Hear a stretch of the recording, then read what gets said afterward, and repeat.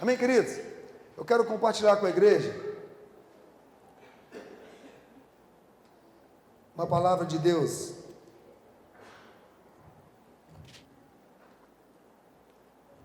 Abra sua Bíblia em Josué, capítulo 1, o versículo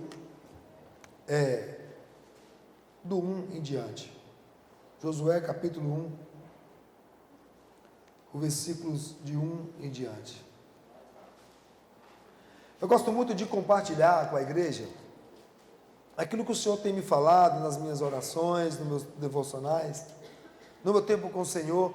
O Senhor nos fala algumas coisas. Quando você tem um tempo com o Senhor, tem um tempo para ouvir a palavra de Deus, para ler a palavra, para meditar na palavra, o Senhor, Ele fala muitas coisas. E se você estiver com o ouvido atento, com entendimento naquela palavra, Ele vai te revelar muitas coisas.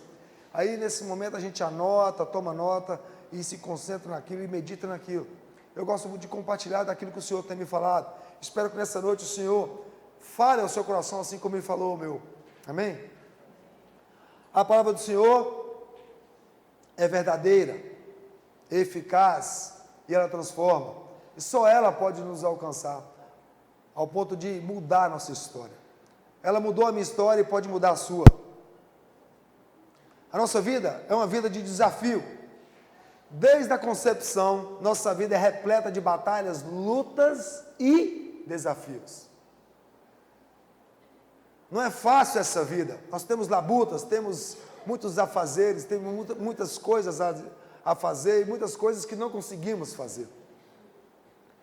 O que eu tenho visto nessa caminhada é que todo mundo tem problema e a calamidade bate na porta de todos.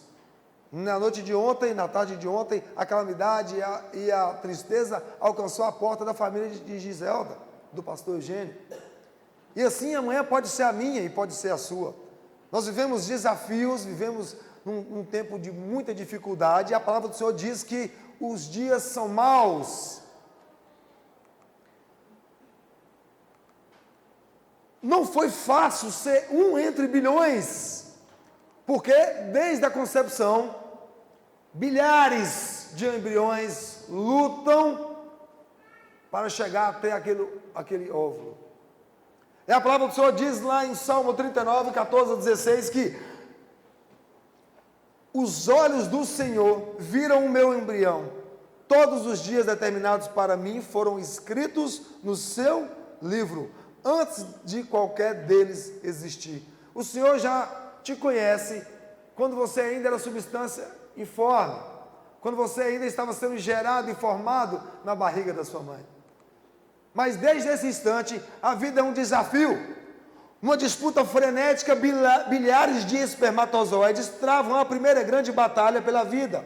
Mas apenas alguns alcançam a incrível façanha de serem fecundados, se desenvolverem e se tornarem seres humanos com um único propósito: viver para que Ele, o Deus Criador dos céus e da terra, seja conhecido. Este é o único propósito para que eu e você estamos aqui. Desde o Éden, quando o Senhor criou o homem e a mulher, Deus criou o homem e a mulher à sua imagem e semelhança. E disse: crescei, multiplicai, enchei a terra, sede fecundos. O homem e a mulher, a imagem e semelhança de Deus, tinham como objetivo e propósito de Deus gerar uma grande família de muitos filhos à imagem dele, a semelhança e imagem dele mesmo. Mas o homem escolheu ser independente, escolheu viver separado de Deus, viver os seus próprios caminhos. E desde aquela tarde do Éden, quando Adão e Eva resolveram pecar, a nossa vida e a humanidade não é mais a mesma. Perdemos a conexão com Deus, a imagem e semelhança dele, e passamos a ser imagem e semelhança de nós mesmos, pecadores. Eu imagino aquela tarde no Éden, uma tarde triste, quando Adão e Eva se esconderam da presença de Deus, daquele Deus o qual eles desfrutavam da presença dele. E tinham tardes prazerosas ao seu lado, na presença do Senhor. Mas eles, depois de pecadores, conhecedores do bem e do mal, passaram até a consciência que erraram e se esconderam de Deus. Aquele dia foi o dia mais triste da humanidade. Quando nós perdemos a oportunidade, aquele casal, aquela humanidade, aqueles humanos deixaram de poder viver na presença do Senhor. Talvez exista só um dia que possa ser comparado com aquele, que é o dia da morte de Cristo na cruz. A sensação de Jesus na cruz, quando recebeu todos os nossos pecados, talvez seja a mesma sensação que Adão e Eva sentiu ao serem expulsos da presença de Deus. O próprio Jesus diz: Deus meu, por que me desamparaste? Então ele se sentiu desamparado, assim como Adão e Eva foram expulsos do Éden, do paraíso. O Senhor sentiu essa mesma sensação. Mas Ele não desistiu do seu propósito, e Ele nos chama para, assim como nós trouxemos a imagem daquele que é terreno, o primeiro Adão, nós possamos trazer também a imagem do segundo e último Adão, Jesus, sendo semelhantes a Ele, porque Deus não desistiu do propósito de ter uma grande família, de muitos filhos, a sua imagem e semelhança. E essa imagem e semelhança é restaurada através da vida de Cristo. Eu quero compartilhar com vocês nessa noite o tema Mais que Vencedores, para que você entenda que temos que ser fortes, corajosos e não desanimarmos. Eu e você não podemos desanimar, porque, como eu disse no início, a nossa vida é uma vida de muitos desafios. E para aquele que quer seguir a vontade de Deus, que quer cumprir o seu propósito, o desafio é muito maior do que daqueles que estão lá fora, que não conhecem a Deus. Eu pedi para vocês para abrir a sua Bíblia em Josué, capítulo 1, a partir do versículo 1. Acompanhe comigo o texto. Sucedeu, depois da morte de Moisés, servo do Senhor, que este falou a Josué, filho de Num, servidor de Moisés, dizendo: Moisés, meu servo, é morto. Dispõe-te agora, passa este Jordão, tu e todo este povo, a terra que eu dou aos filhos de Israel. Todo lugar que pisar a planta do vosso pé, vos tenho dado, como eu prometi a Moisés, desde o deserto e o Líbano até o grande rio, o rio Eufrates, toda a terra dos heteus e até o mar grande, para o poente do sol, será o vosso limite. Versículo 5: ninguém te poderá resistir todos os dias da tua vida. Como fui com Moisés,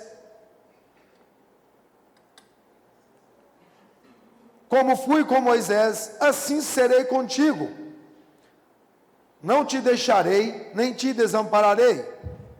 Sê forte e corajoso, porque tu farás este povo herdar a terra que, sob juramento, prometi dar a seus pais. Então somente ser forte e muito corajoso, para teres o cuidado de fazer segundo toda a lei que o meu servo Moisés te ordenou. Dela não te desvies, nem para a direita, nem para a esquerda, para que sejas bem-sucedido por onde quer que andares. Não cesses de falar deste livro da lei, antes medita nele dia e noite, para que tenhas cuidado de fazer segundo tudo quanto nele está escrito. Então farás prosperar o teu caminho e serás bem-sucedido. Esta é a palavra de Deus. E essa palavra diz que Moisés morre, depois de conduzir o povo no deserto por 40 anos, ao chegar ali à margem da terra prometida, ele morre. E Deus chama Josué e diz: Josué, assim como eu fui com Moisés, eu serei contigo. Você entrará na terra e passará aquela terra prometida com o meu povo. Agora, atenta para o versículo 7. Tão somente ser forte e muito corajoso, para teres o cuidado de fazer segundo toda a lei que o meu servo Moisés te ordenou. Dela não te desvie, nem para a direita, nem para a esquerda, para que sejas bem-sucedido por onde quer que andares. Queridos, quando eu vejo esse texto, eu fico meditando, e eu sempre li esse texto e pensei, olha, você tem que ser forte, você tem que ser corajoso, porque você vai levar esse povo para aquela terra. E eu ficava sempre pensando, ser forte e corajoso, como assim ser forte e corajoso? Eu ficava pensando, Josué é um valente, um guerreiro, ele tem que ser forte e corajoso, para ele enfrentar os desafios daquela terra. E quando você vai lá, você imagina quais desafios Josué e aquele povo teriam. Eles precisavam enfrentar os inimigos daquela terra perigosa. E primeiro desafio era a cidade de Jericó, uma cidade fortificada, uma cidade que tinha muralhas grandiosas. O desafio que naquela terra tinha os gigantes, porque os espias espiaram a terra quando foram mandados por Moisés para espiarem aquela terra. E eles voltaram e deram o relatório, olha, a terra é boa, mas lá tem gigantes. Aos nossos olhos nós somos como gafanhotos diante deles. Eles também tinham que enfrentar os exércitos, porque era um povo forte e poderoso. E eles tinham que enfrentar ainda a pior, talvez, o grande desafio, o medo. Isso que Deus falou com Josué, ó Josué, você tem que ser forte e corajoso. Ser somente forte e muito corajoso, que eu estou contigo. Mas, ao ler esse texto bíblico, eu me deparo com outra situação. Quando você lê o versículo 7, o que você vê? Tão somente ser forte e muito corajoso, para teres o cuidado de fazer segundo toda a lei que o meu servo Moisés te ordenou. Dela não te desvies, nem para a direita, nem para a esquerda, para que sejais bem-sucedido por onde quer que andares. O texto está dizendo que Josué e aquele povo tinha que ser forte e corajoso para quê? Olha só lá, para teres o cuidado de fazer segundo toda a lei que o meu servo Moisés te ordenou. O texto está dizendo que eles tinham que ser corajosos e fortes para fazer a vontade de Deus. O que é isso, Heron? Então, sabe por quê, gente? Quando eles chegaram em Jericó, aqueles 2 espias que estiveram na casa da prostituta Raabe, Raabe falou para eles, olha, esse povo nosso aqui de Jericó está tudo tremendo, derretendo, desmaiando de medo do Deus de Israel, que os tirou do Egito, que abriu o Mar Vermelho, que conduziu esse povo 40 anos no deserto, e já atacou e destruiu o povo do outro lado do Jordão. O povo está desmaiando, derretendo de medo. O povo daquela terra morria de medo do povo de Israel. Então, eles não precisavam ser fortes e corajosos para enfrentar aquele povo, porque Deus já tinha entregado aquele povo na mão deles. O que eles precisavam ter força e coragem era para fazer a vontade de Deus. É para obedecer todos os preceitos, todas as leis, todos os mandamentos que Deus tinha dado para aquele povo. Este era o perigo que aquele povo passava. Veja comigo, Deus sabia que o maior desafio para o seu povo não seria as guerras, mas o maior desafio seria não se contaminarem com as práticas daquele povo, daqueles povos, não só de Jericó, mas dos povos que viviam na terra de Canaã. O maior desafio era que esse povo não se contaminassem, porque Deus já havia determinado juízo contra aquele povo, um povo pecador, um povo demoníaco, satânico, que fazia as piores barbaridades.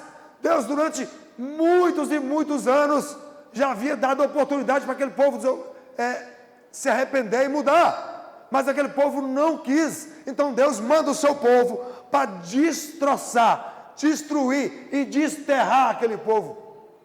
Que era um povo que não temia ao Senhor e que fazia coisas abomináveis aos olhos de Deus. Deus já havia entregado esse povo ao povo de Israel e disse: agora vocês têm que ser fortes, corajosos para fazer a minha vontade.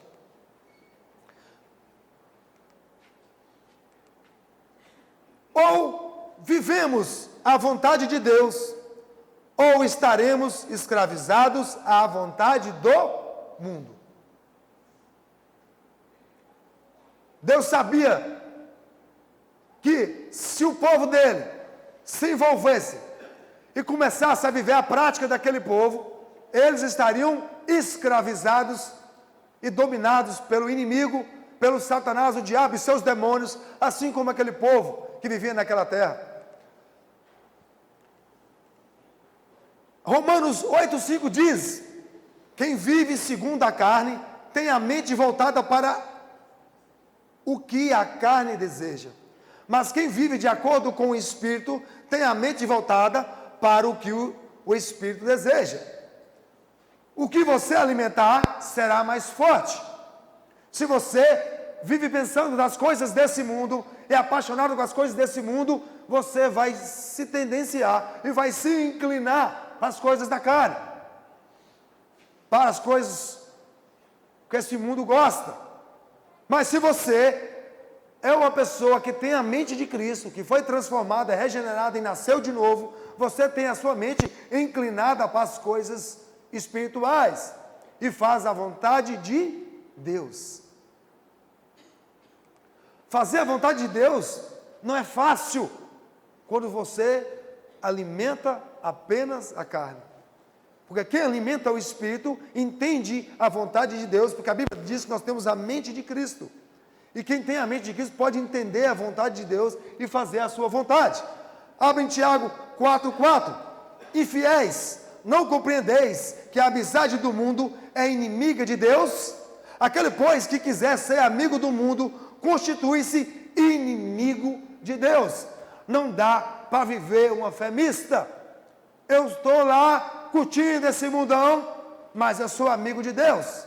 Já viu o povo dizer assim: não, tem um pessoal aí, ele não é crente não, mas ele é, como é que fala? Ele é simpatizante da nossa fé. Você me desculpe, meu irmão, se você é um simpatizante da fé, não existe simpatizante da fé. Ou você é, ou você não é. Eu vi um vídeo do Douglas Gonçalves, que fala que Jesus não está em promoção.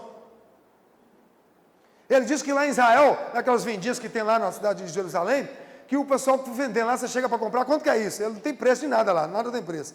Aí você chega assim e fala assim: quanto que é isso? O cara olha para o seu tênis, sua calça, o vendedor lá, o árabe, e fala assim: $100. Aí ele fala assim: $100? Não, na outra lojinha ali é 50. Ah, não, lá é falso, o meu é original e tal. E começa aquela barganha e tal. Aí diz que os guias ensinaram para eles: ó, é o seguinte, o que você faz? Você vira as costas e sai, que aí o cara vai atrás de você e vai fazer o preço que você queria. Aí eles viram as costas e saem. Aí, vem cá, não, vem cá. Não. Aí faz os 50, o cara compra.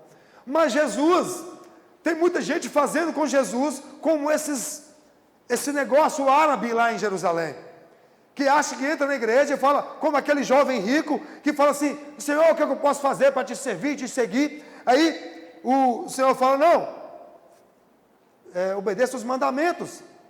Não, mas eu já obedeço todos, desde a minha infância. E Jesus, então, assim, a Bíblia diz que Jesus fitou, amou aquele jovem. Acho que Jesus olhou para ele e falou assim: então, se você quer ser perfeito, vende tudo que tem, dê aos pobres e me siga. E aquele jovem, a Bíblia diz que ele se assustou, ele era rico, tinha muitas posses. Diz que ele ficou triste, virou as costas e saiu. Eu acho que talvez ele tenha imaginado que seria como um vendedor árabe, né? Ia falar assim: não, vem cá, peraí, então não precisa vender tudo não, vende só 80%, 70%, aí tá bom.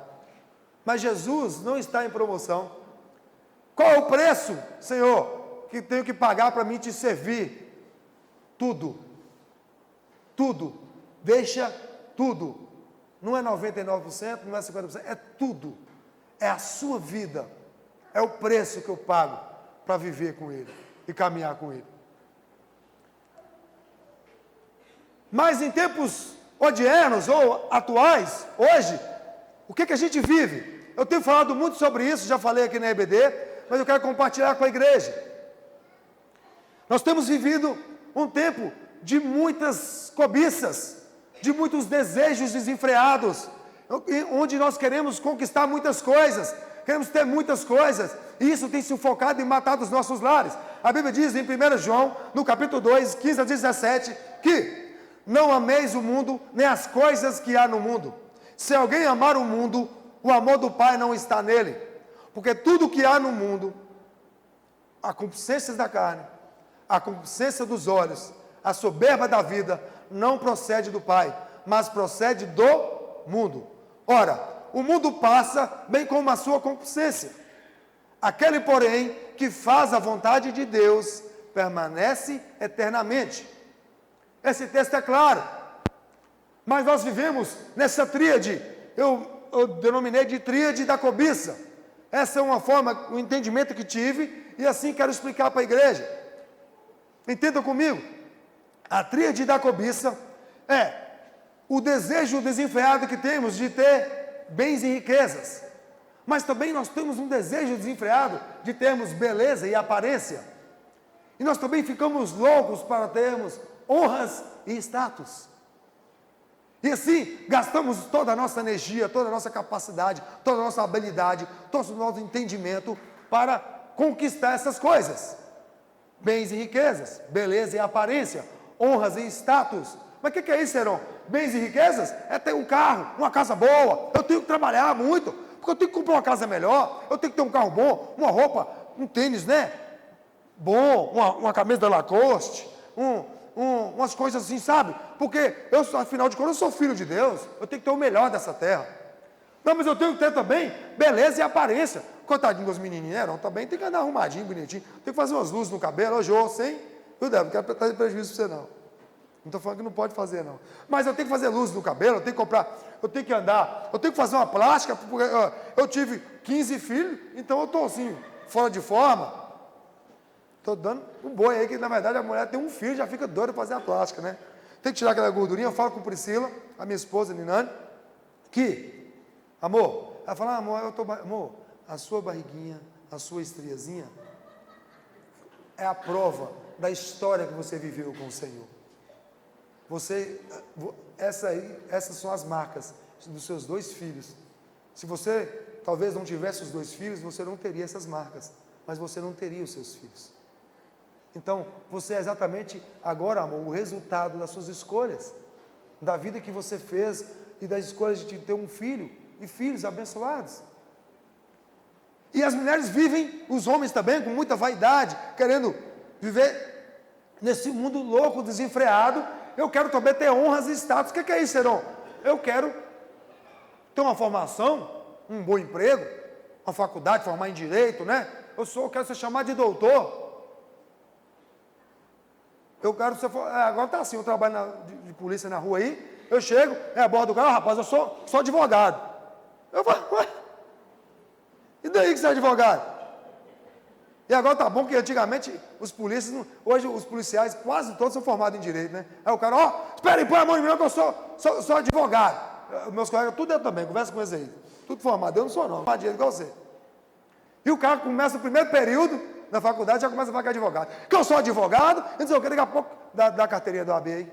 Não, ele enrola, daqui a pouco dá a carteirinha da faculdade, da São Agostinho. Aqui, ó. Estou no primeiro período. Ô, miserável. Estou pensando que você era advogado mesmo. Vem cá, vai para o camburão, joga lá no fundo. Então, honras e status, eu tenho que ter né? Porque eu não sou qualquer pessoa, né? Eu sou segundo sargento da polícia, olha que coisa. E nós temos vivido para alimentar isso aqui, ostentação, vaidade e orgulho. É isso que tem alimentado e tem sido combustível para a humanidade. Tudo gira em torno do hedonismo, o prazer o homem, para o meu prazer, o hedonismo, o homem quer ter prazer, quer ter alegria, quer viver o melhor dessa terra. E nisso nós temos vivido distantes da vontade do Senhor. Quando eu pego as versões desse texto de 1 Pedro, ele fala assim: pois tudo que há no mundo, a cobiça da carne, a cobiça dos olhos e a ostentação de bens, não provém do Pai, mas do mundo. A NVI fala assim. Agora, nova tradução, linguagem de hoje: os maus desejos da natureza humana, a vontade de ter o que agrada os olhos e o orgulho pelas coisas da vida, tudo isso não vem do Pai, mas do mundo. Agora, essa versão aqui, a NVT, é a nova versão transformadora, porque o mundo oferece apenas o desejo intenso por prazer físico, o desejo intenso por tudo o que vemos e o orgulho de nossas realizações e bens. Isso não provém do Pai, mas do mundo. E assim, muitas famílias, homens e mulheres, estão destruindo as suas famílias com a desculpa e com o pretexto que tem que proporcionar tudo do bom e do melhor para os seus filhos. E assim, homens e mulheres, pais e mães, trabalham como loucos, abandonam os seus lares e filhos, ficam jogados e abandonados. Para quê? Para alimentar a tríade da cobiça: ostentação, vaidade e orgulho. Reflita comigo, meu irmão, se essa é a vida que o Senhor tem para você. Nós podemos viver com as mentes divididas. Uma mente dividida é aquela mente que não sabe o que é. Mas a Bíblia diz em Tiago 4, 8, 9: entristeçam-se, lamentem-se e chorem, troquem o riso por lamento e a alegria por tristeza. Aproxime-se de Deus e Ele se aproximará de vocês. Pecadores, limpe as mãos, e vocês que têm a mente dividida, purifiquem o coração. Essa é a palavra de Deus. Aproxime-se de Deus e Ele se aproximará de você. O texto está dizendo que se eu estou aqui e Deus está ali, eu dei um passo à direção de Deus, Ele vai dar um passo à minha direção. Quanto mais me aproximo dEle, Ele se aproxima de mim. Vou mostrar para vocês. Vem cá, Gil. Fica daí, Gil. Fica ali. O texto está dizendo, quando eu der um passo, Gil, você dá um passo na minha direção, tá bem? Eu vejo o Senhor e falo assim: mas eu quero Jesus para mim. Dou um passo. E Deus anda. Mas aí o primeiro passo é pequenininho, né? Eu dou um passinho. Aí Deus dá um passinho. Aí eu vou dar mas eu amo Jesus, eu vou entregar minha vida para Ele, eu dou um passo maior. Mas aí quando eu estou quase abraçando o Senhor, mas eu tenho que tomar uma cervejinha, ir no boteco, na boate, curtir a vida e tal, aí eu dou um passinho para trás. Mas fica aí, João. Deus não dá passo para trás, não. Ele continua lá. Aí eu falo: não, mas eu vou largar minha esposa, eu vou viver a vida, vou curtir, vou trocar minha esposa de 50 por uma de 25, duas de 25. Aí eu dou mais um passo para trás. E ele fica lá. Mas eu me arrependo, não, eu quero voltar com o Senhor, eu dou mais um passo para frente. E ele chega. Eu dou mais um passo, ele chega. Até que seja dia perfeito. Amém?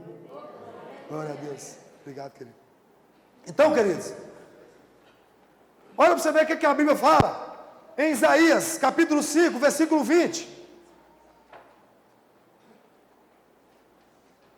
Ai dos que chamam o mal bem, e o bem mal, que fazem das trevas luz, e da luz trevas, do amargo doce, e do doce amargo. Ai dos que são sábios aos próprios olhos, inteligentes em sua própria opinião. Ai dos que são campeões em beber vinho e mestres em misturar bebidas, dos que por suborno absolvem o culpado, mas negam justiça ao inocente. Por isso, assim como a palha é consumida pelo fogo e o restolho é devorado pelas chamas, assim também as suas raízes apodrecerão, e as suas flores, como pó, serão levadas pelo vento, pois rejeitaram a lei do Senhor dos exércitos, desprezaram a palavra do Santo de Israel.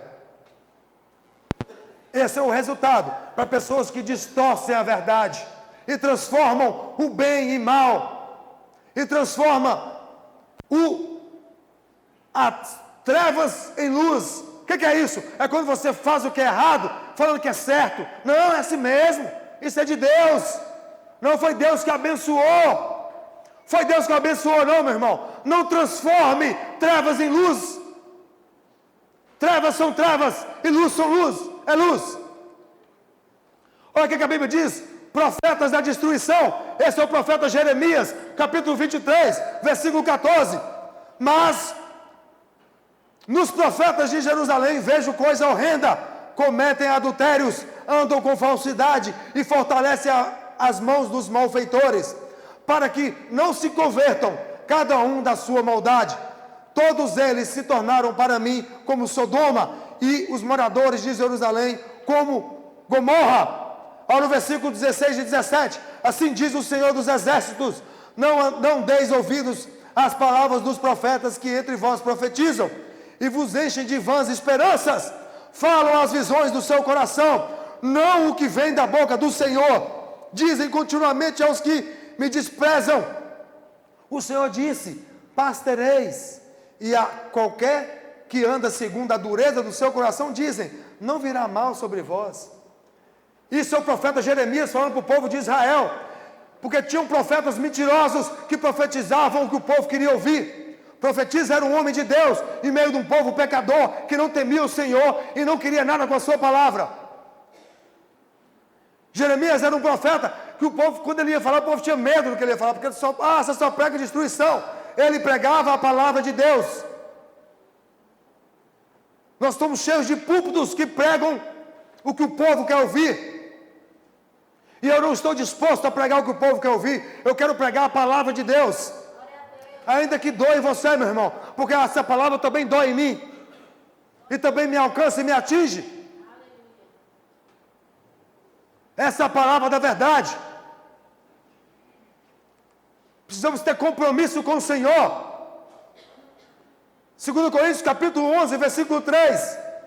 Paulo temia e receava que o povo fosse enganado, assim como Eva foi enganada.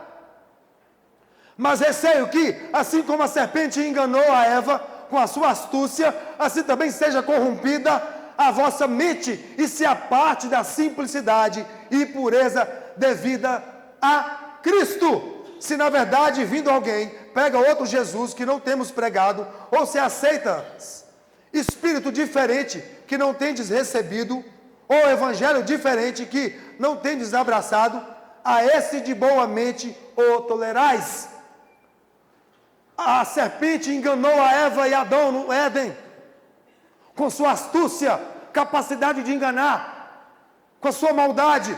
A serpente disse a Eva: olha, não, certamente não morrereis. Ele disse: Deus sabe que no dia que vocês comerem desse fruto, serão como ele, conhecedor do bem e do mal. A serpente não nos engana, mostrando coisas ruins. A proposta da serpente para Eva era boa. A serpente disse para ela: você vai ser como Deus. E Eva falou assim: que coisa maravilhosa ser como Deus. Eu amo Deus, Deus é maravilhoso, eu vou ser como Ele. Mas na verdade, quando eles comeram daquele fruto, eles passaram a ser iguais ao Satanás, desobediente e rebelde, e expulso da presença de Deus. O Satanás faz ofertas, te mostra coisas que têm aparência de algo, mas na verdade são caminhos de morte. Porque ao homem há coisas que parecem caminhos bons, mas no final levam para a destruição. O meu receio, queridos, é que nós sejamos enganados, e a nossa mente também seja corrompida, assim como a de Eva foi.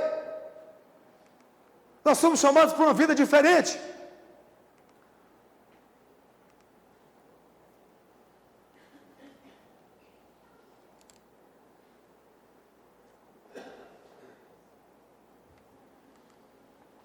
Você vai dar conta. Você vai dar conta. Mas para você dar conta, você precisa obedecer. Se você obedecer, você vai dar conta. Não tem triunfo nos caminhos do Senhor sem obediência. Você vai dar conta. Se obedecermos ao Senhor, tudo vai se encaminhar para o cumprimento do seu propósito. Deus tem um plano, Ele tem um propósito. E esse propósito vai se cumprir através da obediência de homens e mulheres que temem e servem ao Senhor. A Bíblia diz em Romanos capítulo 8, no versículo 28, sabemos que todas as coisas cooperam para o bem daqueles que amam a Deus, daqueles que são chamados segundo o seu propósito. Não o propósito seu não, não o plano seu não. Todas as coisas cooperam para o propósito de Deus. Se você vive achando que Deus é o gênio da lâmpada e faz tudo o que você deseja e quer, você está equivocado. Porque tudo que Deus faz e tudo que Deus nos responde em oração é tudo aquilo que pedimos segundo o seu propósito. Você vai dar conta se obedecer. Ele nos deixou um modelo a ser seguido. Jesus é o modelo. Eu tenho que fazer o que Jesus faz. Eu tenho que falar o que Jesus fala. Eu tenho que servir como Jesus serve. Eu tenho que amar como Jesus.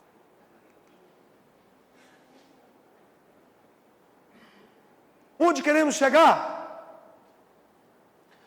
Não basta apenas conhecer. Eu tenho que conhecer e praticar. São duas coisas que não andam, não conseguem andar separados.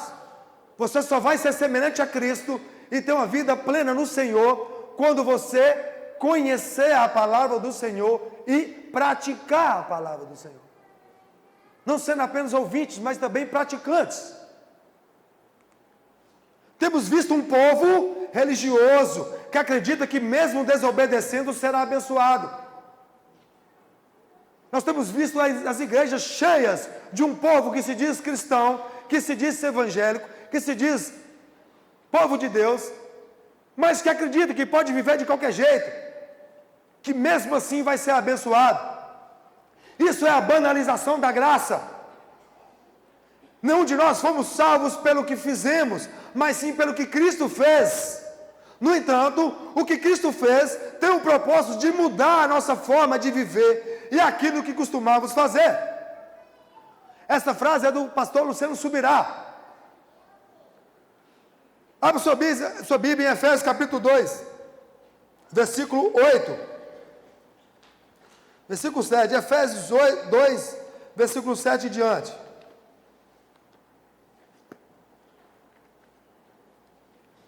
Efésios capítulo 2, versículos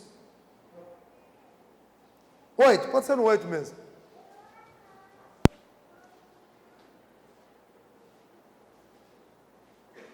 Versículo 8, do capítulo 2 de Efésios. Porque pela graça sois salvos, mediante a fé. E isso não vem de vós, é dom de Deus, não de obras, para que ninguém se glorie. Ao versículo 10, pois somos feitura dele, criados em Cristo Jesus, para boas obras, as quais Deus de antemão preparou, para que andássemos nela. O que Cristo fez tem o propósito de mudar a nossa forma de viver e aquilo que costumávamos fazer. Eu não fui salvo pelas minhas obras, porque eu era bom. Porque quando o Senhor me chamou, eu era um DJ que vivia num mundo fundado nas bebidas e farras, na mulherada, e vivia o mundo com muita intensidade, talvez no último volume da intensidade. Só não usei droga, o resto eu fiz tudo. E assim mesmo o Senhor me chamou, e me escolheu, e me predestinou para ser conforme a imagem do seu Filho Jesus. E Ele me salvou e me resgatou. E o que Ele fez por mim na cruz tem o propósito de mudar a minha forma de viver, de falar, de andar. Porque não existe salvação sem santificação e sem transformação de vida. Essa graça que as pessoas estão dizendo, não, para meu irmão, nós estamos na era da graça. Nós podemos ficar aqui tranquilo, que Jesus já fez tudo que tinha que fazer na cruz por mim. Essa graça não é para me viver em pecado. Essa graça é para me viver triunfante de glória em glória. É para me viver em santidade, em santificação. É a força que eu tenho no Senhor para resistir às tentações do maligno. a astúcia do inimigo, da serpente, da antiga serpente. Eu vivo diante de Deus, buscando a minha santificação, e sou fortalecido pela graça, através do Espírito Santo de Deus em mim, que habita em mim. Aí você deve estar pensando, mas cadê o mais que vencedor que você falou lá no início? Estava tão bom o título. Ô vitória, é só glória, é só vitória, é mais que vencedor. Está aí, ó. Quem quiser vencer deve perder. Isso que é ser mais que vencedor. Olha o que a Bíblia diz lá em Marcos, capítulo 8, 34 a 36. Então, convocando a multidão e juntamente os seus discípulos, disse-lhes: se alguém quer vir após mim, a si mesmo se negue, tome sua cruz e siga-me. Quem quiser, pois, salvar a sua vida, perdê-la-á. E quem perder a vida por causa de mim e do Evangelho, salvar-la-á. Que proveita o homem ganhar o mundo inteiro e perder a sua alma? Gente, você não entendeu, não? A Bíblia está dizendo que se você quiser vencer, você tem que perder. Isso é que é ser mais que vencedor. Porque o vencedor é aquele que chega primeiro. Ele ganha.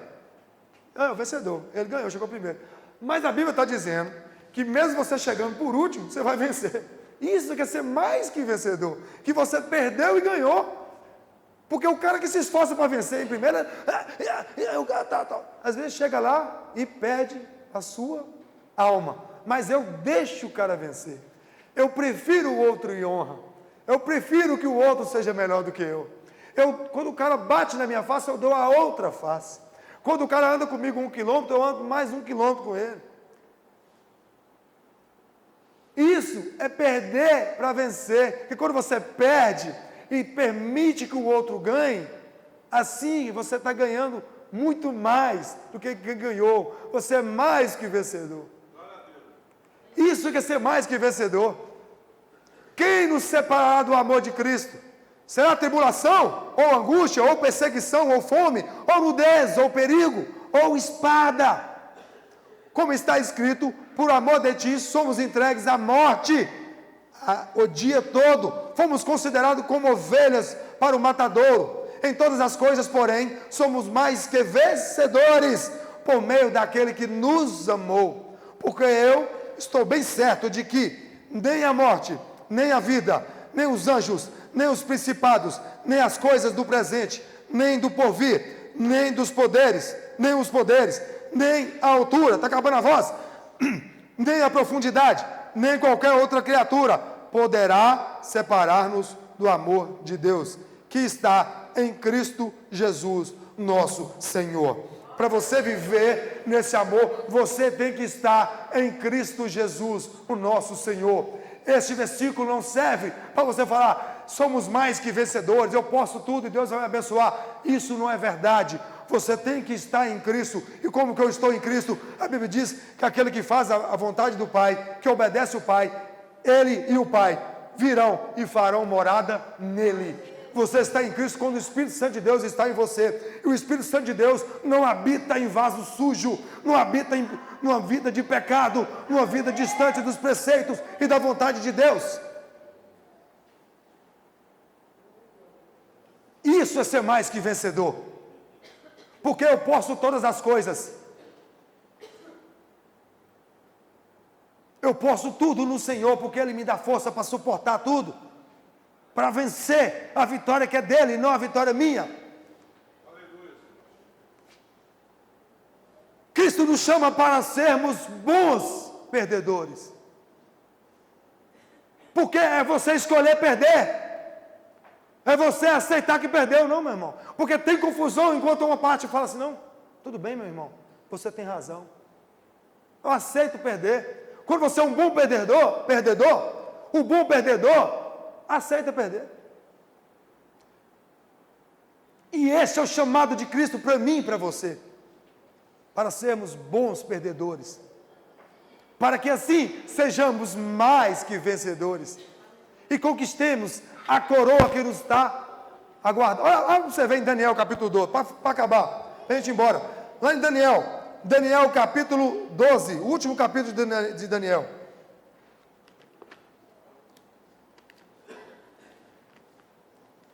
Daniel 12. Deixa eu abrir aqui, peraí.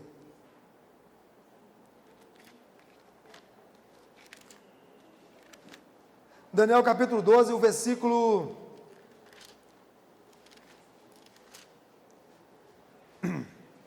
9, vou ler o 9, o 10 e depois o 13. Presta atenção, Daniel capítulo 12, para encerrar. Isso aqui é o anjo de Deus falando com Daniel, depois de ter dado a ele as profecias, ter dado a ele o discernimento, o entendimento. Daniel era um homem íntegro, irrepreensível. E a Bíblia diz que quando Daniel orou, o anjo de Deus falou assim: ó, quando você começou a orar, nós já estamos em providência para vir te atender. Pensa, você ser assunto no céu. O que é que o povo está falando de você lá no céu, meu irmão? Se tivesse uma reunião agora com o capeta, Deus convocasse o capeta, o que é que Deus ia poder falar de você? Igual falou de Jó. Hein? Ficha o meu servo Jó. Sabe que Deus ia poder falar? Você já pensou nisso, irmão? O que é que Deus ia falar de você? O que é que Deus tinha para falar de você para o capeta? Hein? O capeta ia rir, será? Ou o capeta ia ficar contrariado? Veja bem, Daniel capítulo 12, versículo 9. Ele respondeu: vai, Daniel, porque estas palavras estão encerradas e seladas até ao tempo do fim. Muitos serão purificados, embranquecidos e provados, mas os perversos procederão perversamente, e nenhum deles entenderá, mas os sábios entenderão. Agora, olha o versículo 13. Tu, porém, segue o teu caminho até o fim, pois descansarás, e ao fim dos dias te levantarás para receber a tua herança. Isso é que é ser mais que vencedor. É abrir mão dessa vida e da cobiça desse mundo para viver a vontade de Deus e descansar, porque não acaba em mim o propósito de Deus, Ele passa por mim, e nós somos recipientes da bênção de Deus, e não, nós somos canais da bênção de Deus, e não recipientes, que só recebe. A bênção de Deus, ela vem para mim, e é transbordante, e alcança as vidas ao meu redor.